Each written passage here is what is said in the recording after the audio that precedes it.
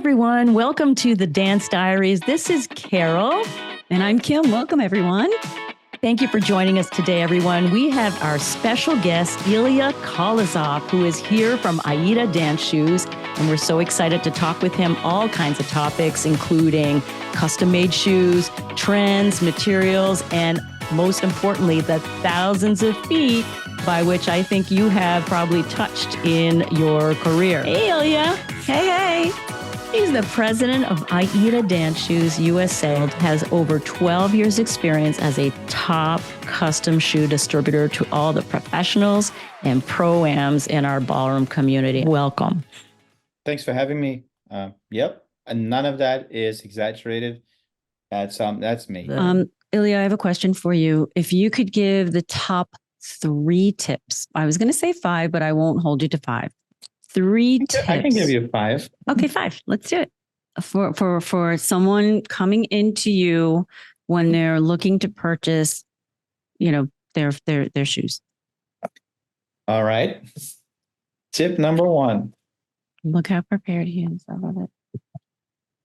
When I ask you to measure your foot, Mm-hmm. I don't know why, it blows my mind.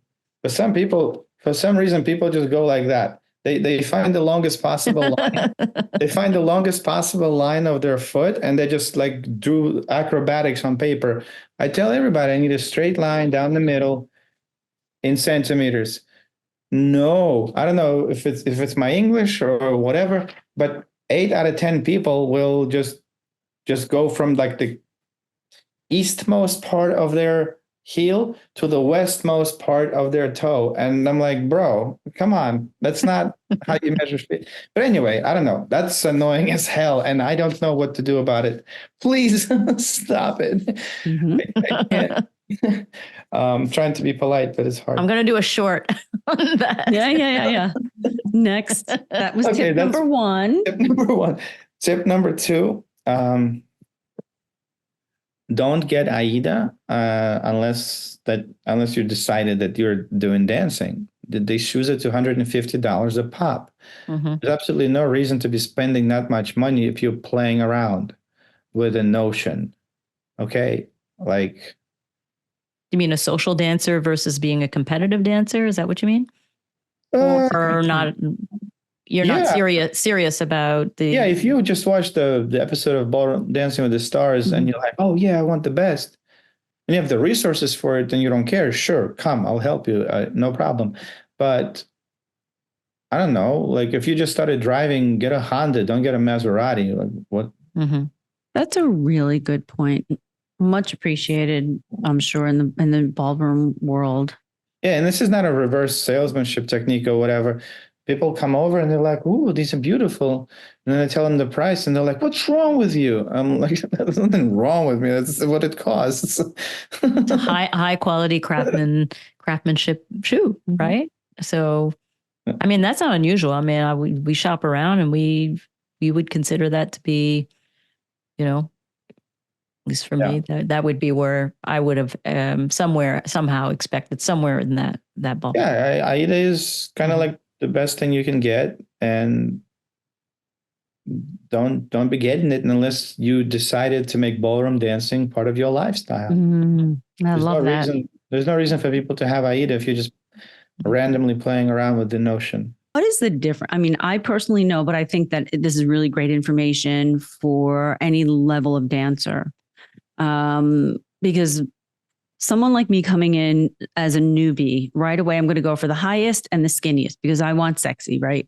We know that that's not right, but the shape of the heel, how does that affect the balance? First, about the heel, you're gonna have your minds blown here, you and the audience. Mm-hmm. So, ballroom dancing started as ballroom dancing, so standard, waltz, and all that other stuff.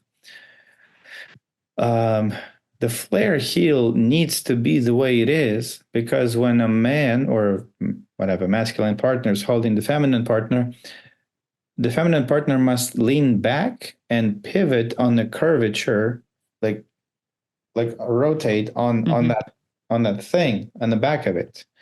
So the flare heel is designed to be kind of leaned on so you can rotate as you're being held by your counterpart. None of that is happening in Latin and rhythm. You're on the ball of your foot, leaning into your partner. Flare heel on a Latin shoe is just sloppy, lazy manufacturing. It's a flare heel. No, but I get it. I get it. Okay. Yeah, people are like, oh, there's more surface area. Oh, no, I can stand on it. Like, you never stand on it. You're always on the ball of your foot. You're on your toe. Yeah. The point of the heel is to tap the floor for half a second and get back onto the ball of your feet to rebalance.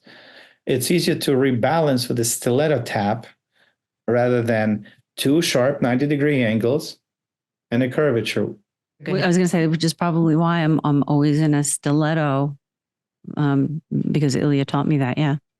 Well, I think that's great, Kim. But I because I've had an injury, I have gone from a 3-inch heel. I have tried the stiletto, but my foot, Ilia, goes out. When I stand, my feet go like that. And so it almost like it slides under. I walk like that. I dance like that. I struggle. So I always thought having a little flare at least gives me something extra by which, if I can recover quickly if I lose my balance. Otherwise, I'll probably fall down altogether. At a low heel, sure, yes. Right. At a 2-inch or a 2.5-inch, your logic is sound. On a 3-inch or a 3.5, it goes out the window. Wrapping the strap around the ankle as opposed to under the shoe. So when you wrap under, you have 2 points of securement. Mm-hmm.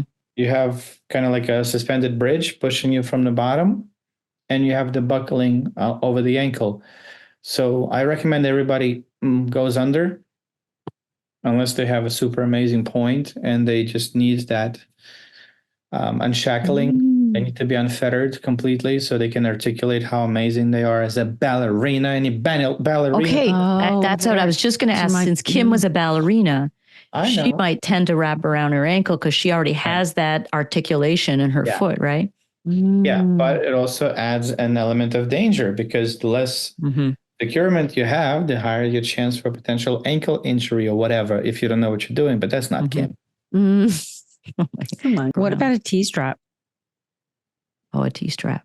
Well, T-strap is a choice, but it works as a collar, really, or a leash, rather, excuse me, because I can't point my foot longer than the T-strap allows me. See, I love it. I love it. This is amazing information. No, that part, I've never thought of it that way at all.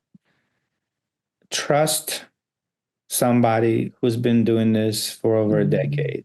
Like, just relax. I'm not going to steal your money or whatever, nor do I have my interests above yours.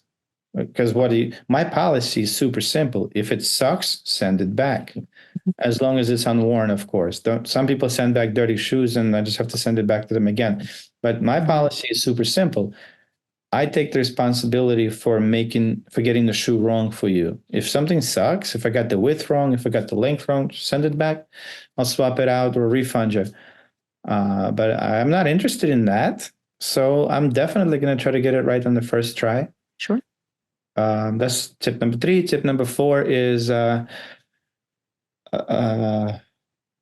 operate within your reality. So some people wear a 3.5-inch slim heel, and just because you saw that somewhere doesn't mean that that's what you need. Listen to feedback. Be receptive to it. Don't just get some random nonsense that you're going to return anyway. Mm-hmm.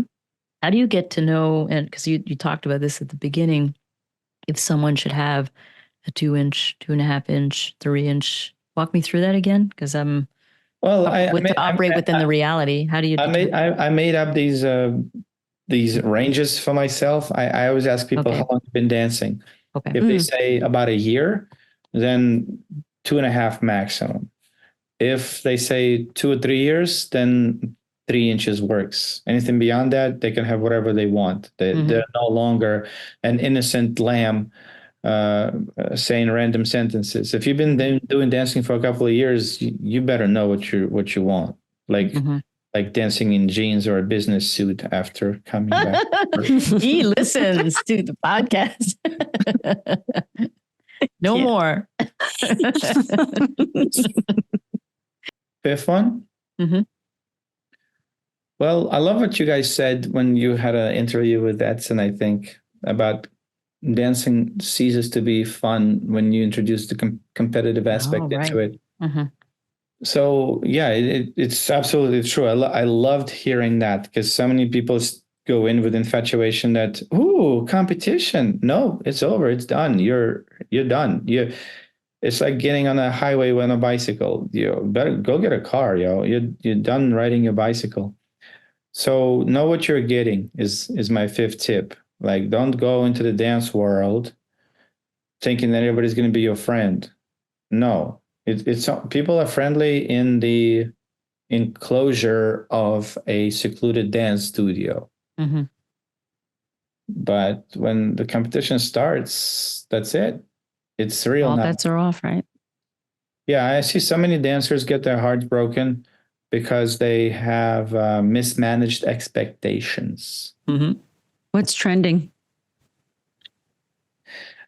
Gold matte leather is trending. Let me see. So here, I just got some returns earlier today that I need to process. So here, somebody returned a shoe. Gold matte. This is bronze satin, I but think I have a few pair of those. gold leather would basically about be the same shade. Oh, here. Let's use Ryan Holiday. This is about gold. This is the shade of the gold matte. That's the really book trending right cover? now. Mhm. What do you think makes you successful, Ilia? Or of authenticity. Like, it's a breath of fresh air in the dance world. Everybody's so concerned with looking good, saying the right thing. I'm not. I know who I am. I know who I am, and I know my purpose. My purpose is to get you a shoe and get paid and get out. You can spin it and wrap it and Mhm. making people's dreams come true or whatever. But at the end of the day, I'm a shoe guy. So me embracing my role and playing it on the stage of the dance world is what makes me successful. That's it. I'm just living authentically my purpose. I don't pretend to be John De Palma or Dan Messenger or a competition organizer or a pro-am dancer or whatever. I know my role. I understand it, and I begrudgingly sometimes play it. And people like that because there's no bullshit. When they see me, they know they're gonna get a good shoe, and they're probably gonna laugh or get offended. That's it. That's the three things that they're gonna get. And I think that is exactly what connected the two of us together because exactly that. So there is no bullshit. There's no smoke and mirrors. You tell it like it is. You don't, boost up a dancer unnecessarily to make a sale. So many great things. That was a leading question to lead you into that because that's exactly who you are. It is just, a great recipe for your business and in life as well. Also, guys, we're going to have links to Ilia's website for shoes.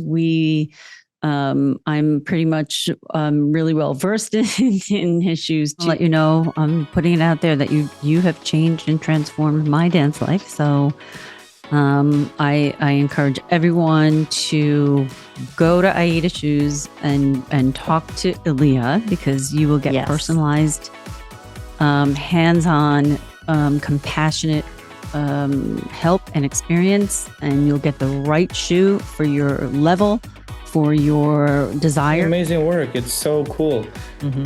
I would love to support you in every way that I can. Thank you so much.